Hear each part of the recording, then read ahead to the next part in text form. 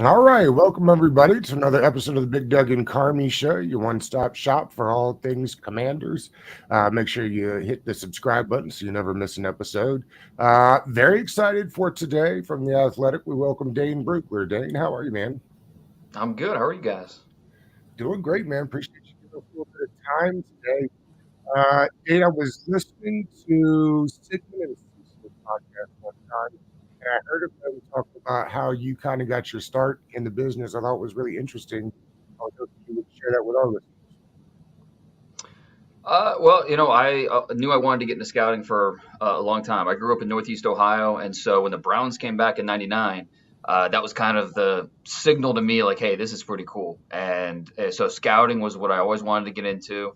I tried to put myself in as many advantageous spots as possible to learn and get my informal scouting education. And so I went to Mount Union at a great sport management program. And it just so happened that Pierre Garcon was a senior, same year I was a senior. And so I worked for the football team, and we had a lot of scouts coming through. And that was kind of my introduction to networking with scouts, was being able to take scouts around to practice, to the facility. And I'm still good friends with a lot of those scouts today. And the goal was always to be with the team. But right out of college, I started doing this kind of on the media side, and I kind of enjoyed it, because I'm not scouting for one specific team. I'm scouting for 32 teams, and I'm able to do a more general view of this. And I'm not on the road as much. I'm able to do a lot from home, which is great. And so, I've been very fortunate to over the years kind of grow what I've been able to grow my scouting, and it's been a lot of fun doing it. So I'm very blessed to be in this position. Am I wrong? Did you originally work for hard drives of film?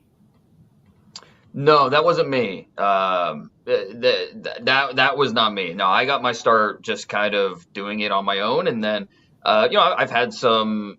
I've turned down some jobs with NFL teams. I've had interviews and not gotten the job, and that was I was unfortunate. But I think it's all worked out well for me, being in the spot that I am and being able to be with the Athletic, and the kind of the draft coverage we put out. The Beast obviously is a big driver for me. That draft guide. At my heart, I'm a draft fan, and so I'm going to create something that I want everyone else to, or that I would want to buy and enjoy and really like. And so that's kind of what I try to. That's the goal with the draft guide, with the Beast. And so far, I think people have really enjoyed it. What do you think is the biggest mistake people make when watching the film?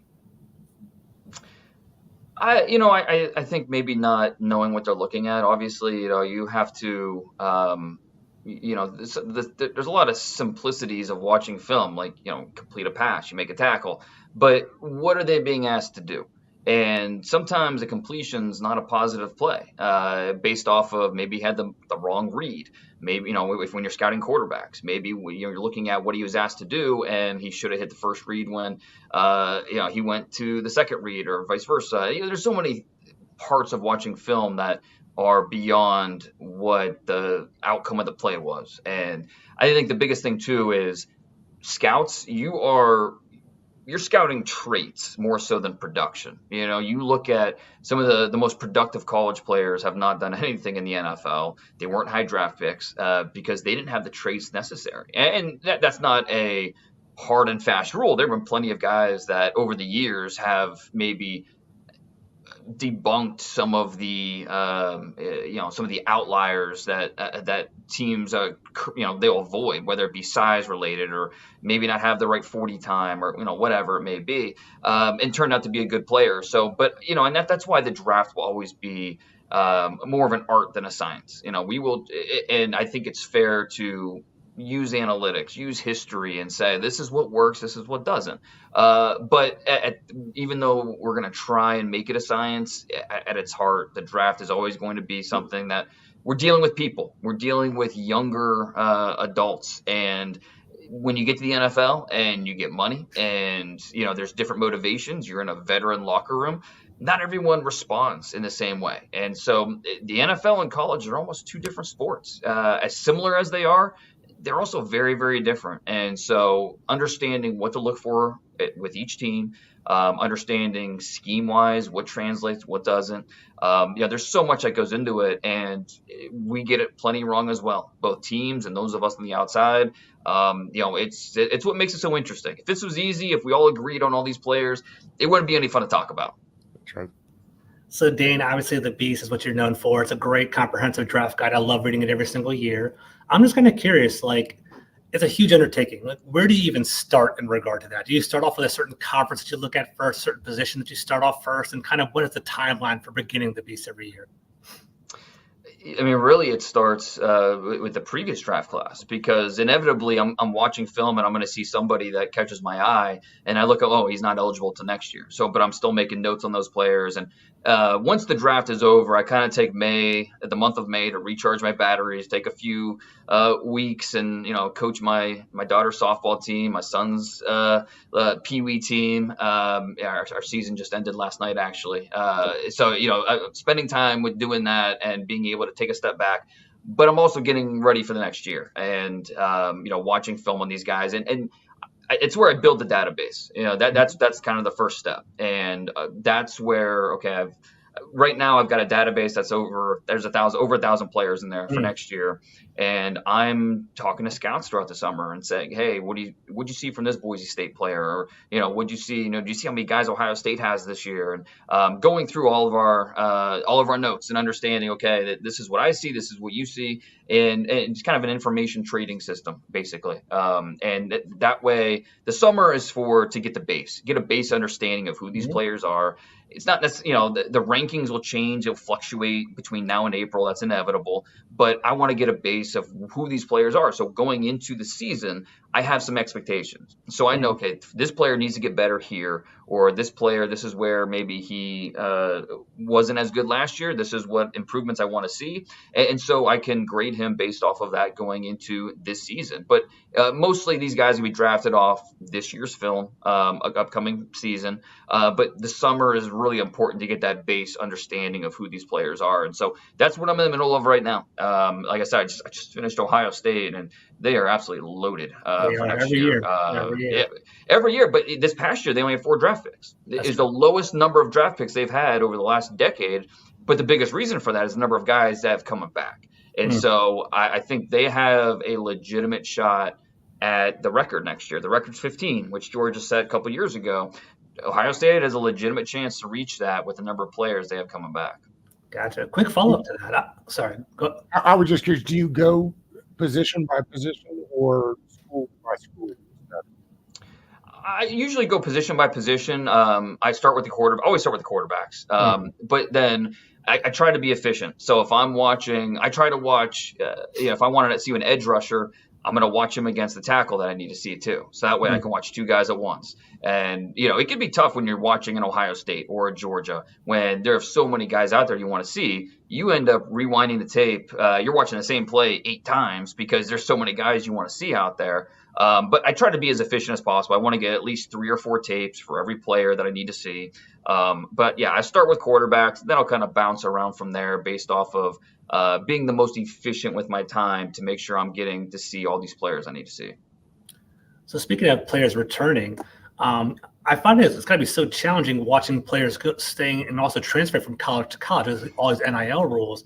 How do you weigh that analysis, right? So, for instance, we see it with Jayden Daniels, Arizona State going to LSU. Do you kind of take it comprehensively and collectively, like big picture, like that's how you look at the player, or how do you rate players go from school to school? It's a new part of just the reality of what college athletics is now, right? I mean, there's no avoiding it, and it's a perfect example. So I started stacking my senior quarterbacks for next year's draft, the 2025 draft. Of my top 40 senior quarterbacks, I think it was only 7 are still at the team. We're still with the team they signed with out of high school. The 33 others are at least on their second school, some on their third school. So it's a part of reality now. And I think you have to look at each one on their own individual basis. Just like a player with quote unquote character concerns. You can't paint a broad brush. Each one of these guys have different situations, different things going on with maybe, why they did what they did, and, isolated incident, or maybe there's more to it. With transfers, is this guy, maybe he was just blocked on the depth chart, as simple as, Joe Burrow going from Ohio State to LSU, Dwayne Haskins was in front of him, he wasn't going to start. Hey, I'm going to go someplace where I can start, and going into his junior year. So certainly understand that.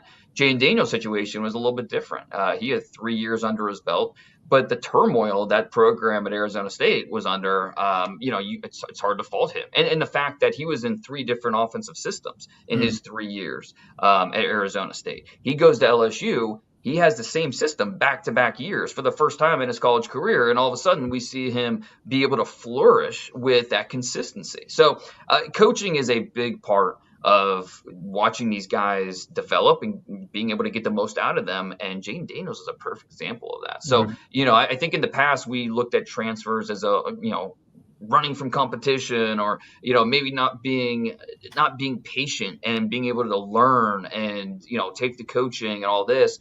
Now it's just a different animal, and you have to take each situation at their own merit.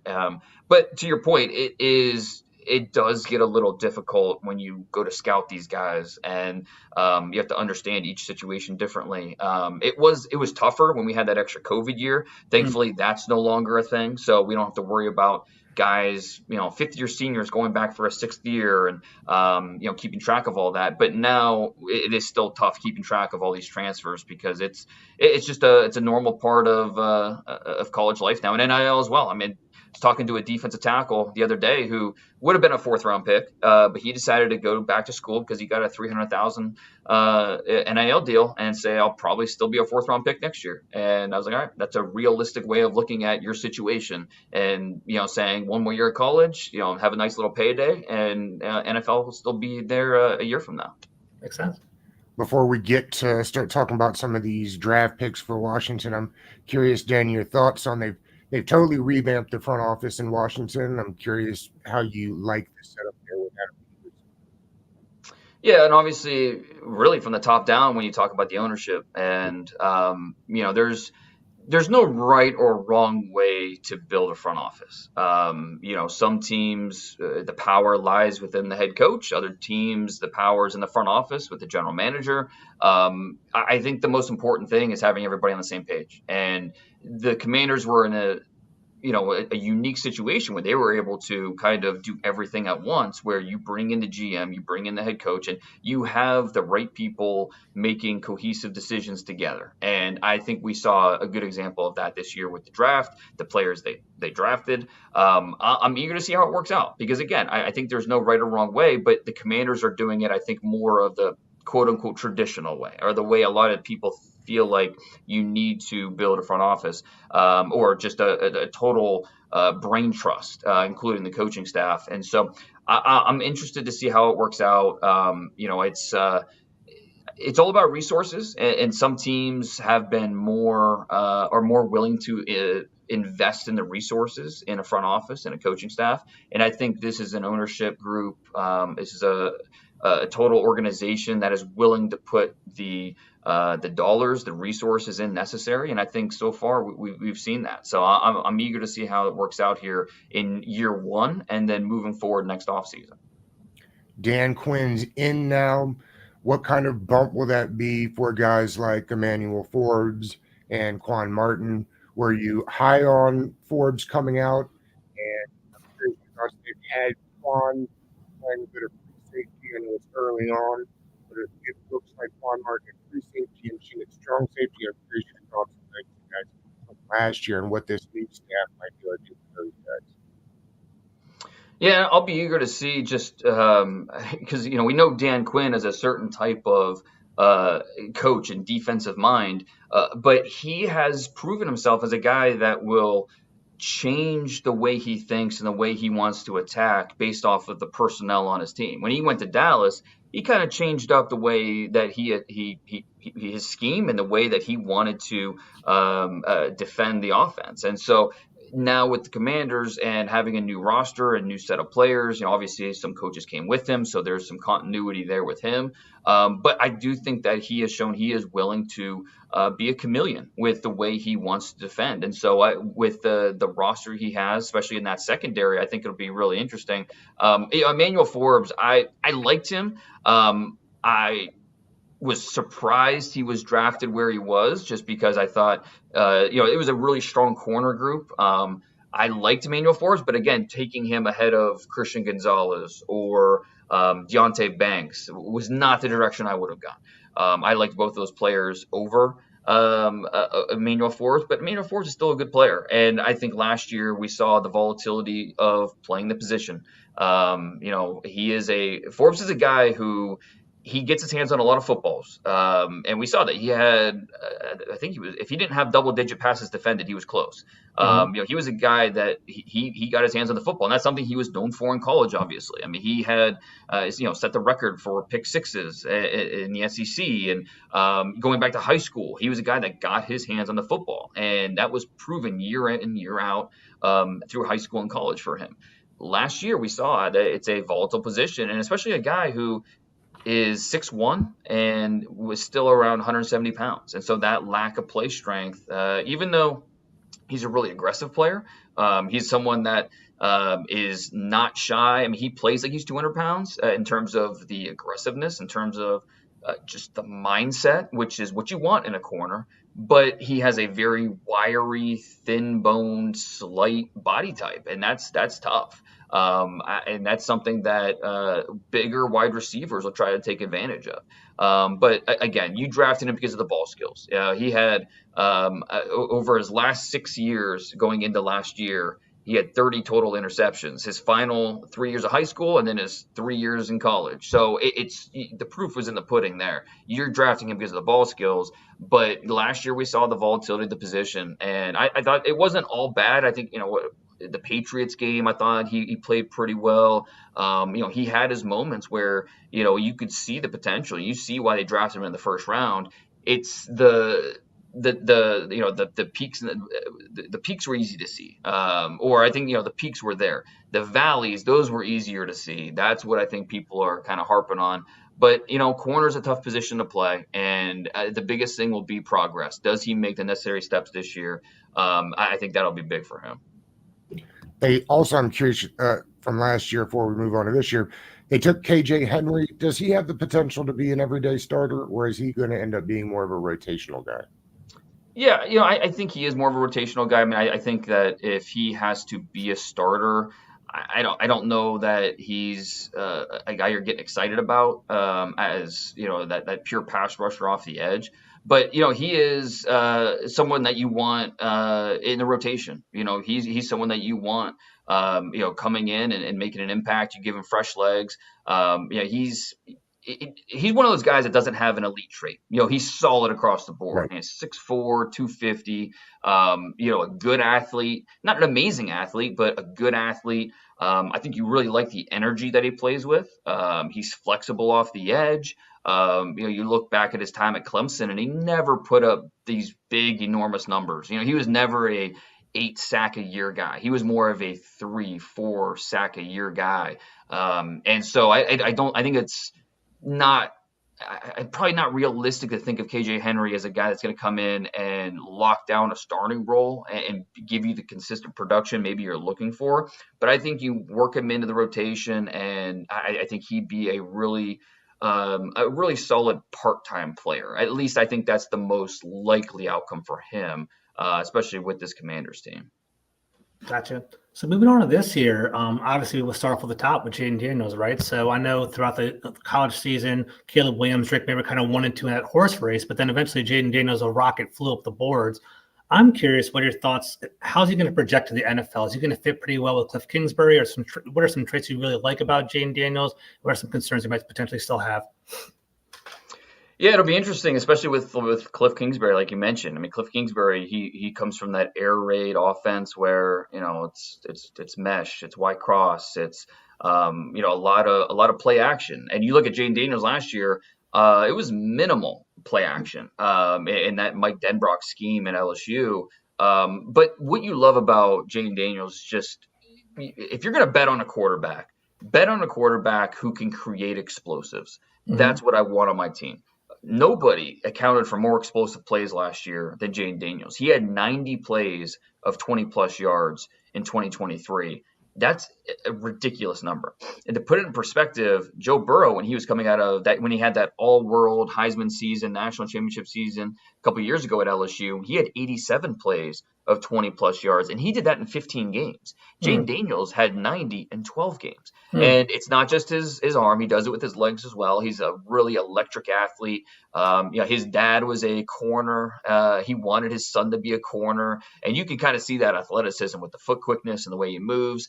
It'll be – I'm very interested to see how much he runs now in the NFL. That was one of my concerns with Jayden Daniels, was not only the fact that, he doesn't like to slide and he takes some big hits, but when he's flush from the pocket and he drops his eyes, he's more likely to, based off of what he did last year at LSU, he is more likely to run and use his legs to pick up yards than he is to find that second chance play and move the pocket. And it's a comfort level. And you know what? It worked for him. More times than not, he's able to beat SEC defenders and pick up chunk yardage. But in the NFL, it won't be that simple, where it's self-preservation. You can only take so many hits on that body when you're taking hits from NFL level defenders. So I want to see him be more consistent, and when he's moved from the pocket, even when he does drop his eyes, resetting, finding, when things fall apart, he's finding his receivers. He has talent on that roster. I'm excited to see Jahan Dotson this year. I liked him a lot out of Penn State. Yeah. The only thing you didn't like about him was size. He's a smaller guy. Everything else, the hands are outstanding, route running outstanding, speed is there. He's just a smaller target. And so I'm eager to see how those guys, Jayden Daniels, obviously with McLaurin, but Jahan Dotson, I'm eager to see how those guys, how quickly they can get chemistry. And then, like you said, with the Cliff Kingsbury, I think we're all kind of excited to see how that works out. When you have, it's not a question of talent. It's a question of, okay, what's the chemistry going to be together? How are these guys going to get the most out of each other? So it's going to make Washington a must-see offense this year. I agree. I'm curious about your thoughts here. At Big Brussels asked us to ask you what you thought about the trade they made, where they were able to end up picking up Ben Sinnott there with the Eagles. Yeah, Sinnott was a player who was drafted a little bit earlier than I thought he'd be drafted. I had more of a late third, early fourth round grade on him. Obviously, the Commanders drafted him early. But he's a good player. He's a fun player. 6'4", 250, really good athlete. I always love – my favorite part of the beast is – going back to high school and doing all this work on their football journey. And a guy like Sinnott, he was a six-sport athlete in high school. He was doing everything, and that shows in kind of the way he moves out there. He's can get open at the top of routes. He's got really solid hands. I think he's someone that we're going to see a lot of very early, and he's a former walk-on, so he has that attitude, the ability to overcome adversity and all that. Like he's not a guy that is going to be overwhelmed by the NFL very early. So yeah, I'm eager to see how quickly he adapts to NFL life and how quickly they want to give him, because we know with rookies it's all about trust with the coaching staff. That's what it comes down to. How quickly can he gain the trust of the NFL, of this coaching staff? Because again, we know he has the talent. He led all tight ends in the 3-cone drill and the vertical. He is a good athlete, but he was also productive. When they targeted him in that Kansas State offense, he made plays. So he is a player that I think could be, besides Jayden Daniels, could have that most immediate impact for this team right away. Dane, we appreciate it. We know you're a busy man, and we appreciate you giving us a little bit of your time today. Thank you. Anytime, guys. Look forward to it again. Cool. Thanks, Dane. Appreciate it, man.